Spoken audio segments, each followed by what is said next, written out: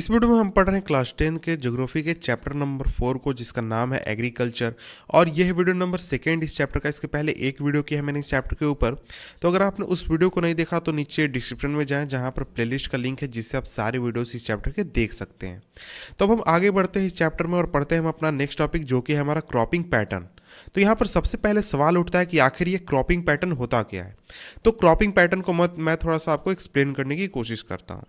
तो देखिए, आप या कोई भी किसान जो है वो जब भी खेती करने जाता है तो उसका मेन मकसद होता है कि उसकी जो ज़मीन है उसमें ज़्यादा से ज़्यादा अनाज पैदा हो और उसको ज़्यादा से ज़्यादा प्रॉफिट मिल सके। और इस चीज़ के लिए वो कई तरीके की चीज़ों को प्लान करता है, जैसे उसको कौन सा फसल लगाना चाहिए, वो फसल किस सीज़न में लगाना चाहिए, उसको कितना पानी देना चाहिए, उसकी ज़मीन कैसी है, वहाँ पर कौन सा फसल जो है वो ज़्यादा अच्छी तरीके से उगेगा। तो इन सभी चीज़ों को प्लानिंग करने के बाद एक पैटर्न सामने आता है कि देखिए, आप अगर मार्च में राइस को लगाएंगे तो आपको अच्छा उसका उपज होगा, अगर आप उसके कंपैरिजन करें अगस्त में लगाते हो उसके कंपैरिजन में। या फिर पानी आप ज़्यादा देंगे तो आपको ज़्यादा उपज होगा, या फिर पानी कम देंगे तो आपको ज़्यादा उपज होगा। या फिर आपकी काली मिट्टी है तो वहाँ पे आपको राइस लगाना चाहिए या फिर नहीं लगाना चाहिए। तो इस तरीके से बहुत सारी चीज़ों को प्लान करने के बाद एक पैटर्न आपके सामने आता है कि आपको रबी सीजन में, यानी जो आपका ठंडी के सीजन है उस समय में आपको इस फसल को लगाना है, गर्मी के सीजन में इस फसल को लगाना है, और इनके बीच में एक सीजन आए उसके वहाँ पर इस फसल को लगाना है। तो इस तरीके से एक पैटर्न हमारे सामने आता है, खेती का पैटर्न, उसी को हम यहाँ पर पढ़ने वाले हैं। तो देखिए, यहाँ पर कहा जा रहा है कि आपने पहले इंडिया के फिजिकल डाइवर्सिटी और इंडिया का जो कल्चर है उसके प्लुरलिटी को आपने पहले ही पढ़ लिया है। कि आप जैसे कि आपने पढ़ा है कि इंडिया जो है उसका वहाँ पे आपको माउंटेन्स भी मिल जाते हैं, प्लेन्स भी मिल जाते हैं, और इसके साथ ही पठार भी मिल जाते हैं। और इसके साथ ही आप जानते ही हैं कि इंडिया का जो कल्चर है वो सिमिलर कल्चर नहीं है, इसमें बहुत सारे कल्चर्स आपको देखने को मिल जाएंगे। और इसी तरीके का पैटर्न आपको एग्रीकल्चर में भी देखने को मिल जाता है। और जो एग्रीकल्चर है उसमें भी कई तरीके से एग्रीकल्चर प्रैक्टिसेस इंडिया में किए जाते हैं, हर रीजन का अलग अलग है। और इसके साथ ही जो क्रॉपिंग पैटर्न है वो भी इंडिया में आपको बहुत सारे देखने को मिल जाते हैं। और अगर आप ध्यान देंगे खेती पर तो वहाँ पर आपको देखने को मिलेगा कि बहुत तरीके के फूड या फिर fibre crops, vegetables, fruits, spices और भी बहुत सारी चीज़ों को उगाया जाता है इंडिया में। और ये कुछ इंपॉर्टेंट क्रॉप्स हैं जो कि इंडिया में उगाए जाते हैं। और अगर हम क्रॉपिंग सीजन्स की बात करें तो इंडिया में 3 मेन क्रॉपिंग सीजन्स हैं, रबी, खरीफ और जैद। जैद उतना इंपॉर्टेंट नहीं है, मेन आपका रबी और खरीफ है, लेकिन जैद को भी हम यहाँ पर पढ़ रहे हैं। तो अब हम आगे बढ़ते हैं और अब हम रबी क्रॉप्स को सबसे पहले पढ़ते हैं। तो देखिए, रबी क्रॉप्स जो हैं वैसे क्रॉप्स हैं जिनको विंटर के सीजन में लगाया जाता है, यानी उनको बोया जाता है अक्टूबर से दिसंबर के बीच में, और इनको गर्मी के सीजन में काट लिया जाता है अप्रैल से जून के बीच में। और जो कुछ इंपॉर्टेंट रबी क्रॉप्स हैं वो है वीट, बार्ली, पी, ग्राम और मस्टर्ड।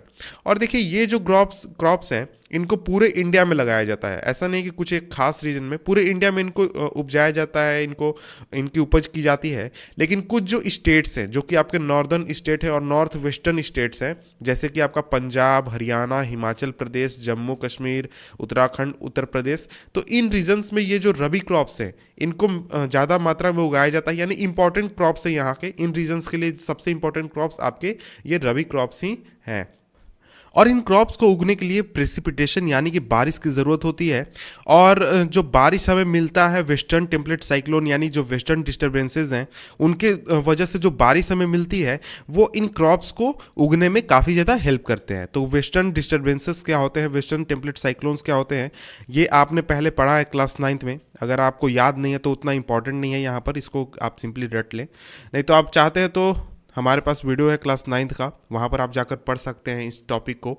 और इसके बाद अगर हम बात करें तो इसके साथ ही जो हमारा ग्रीन रिवॉल्यूशन हुआ, ग्रीन रिवॉल्यूशन का भी काफ़ी ज़्यादा योगदान है इन अनाजों को, यानी जो रबी क्रॉप्स है इनके जो इनका उत्पादन है उसको बढ़ाने में। क्योंकि जो पंजाब है, हरियाणा है, वेस्टर्न उत्तर प्रदेश है, यहाँ पर ग्रीन रिवॉल्यूशन के होने की वजह से जो उत्पादन है रबी क्रॉप्स का वो काफ़ी ज़्यादा बढ़ चुका है।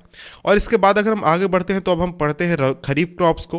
तो देखिए, खरीफ क्रॉप्स जो हैं वो जब मानसून आने वाले होते हैं या फिर मानसून आ रहे होते हैं उस समय खरीफ क्रॉप्स को लगाया जाता है और इनको फिर हार्वेस्ट किया जाता है सितंबर से अक्टूबर के समय में, यानी कि आपका जून से जुलाई में इनको लगाया जाता है और सितंबर अक्टूबर में इनको काट लिया जाता है। तो देखिए ये जो चीज़ें मैं बता रहा हूँ कि खरीफ क्रॉप्स को इस समय में लगाया जाता है, इस समय में काटा जाता है, रबी क्रॉप्स को लगाया जाता है, कब काटा जाता है, इन चीज़ों को आप याद कर लें, ये आपके लिए इंपॉर्टेंट हो सकता है। और जो इंपॉर्टेंट क्रॉप्स है इस सीजन के, यानी कि जो हमारा खरीफ क्रॉप है उस समय के जो इंपॉर्टेंट क्रॉप्स हैं वो है पैडी, मेज, ज्वार, बाजरा, तूर, मूंग, उड़द, कॉटन, जूट, ग्राउंडनट, सोयाबीन, ये सभी जो है ये इंपॉर्टेंट खरीफ क्रॉप्स हैं। और इसके साथ ही जो इंपॉर्टेंट राइस ग्रोइंग रीजन्स हैं वो है Assam, West Bengal, coastal region of Orissa, Andhra Pradesh, Telangana, Tamil Nadu, Kerala और महाराष्ट्र। और इसमें जो आपका कोंकण कोस्ट है ये सबसे इंपॉर्टेंट है। और इसके साथ ही आपको उत्तर प्रदेश, बिहार में भी आपको राइस को उगाया जाता है। और इसके साथ ही जो पैडी है वो भी एक इंपॉर्टेंट क्रॉप बन चुका है पंजाब और हरियाणा का।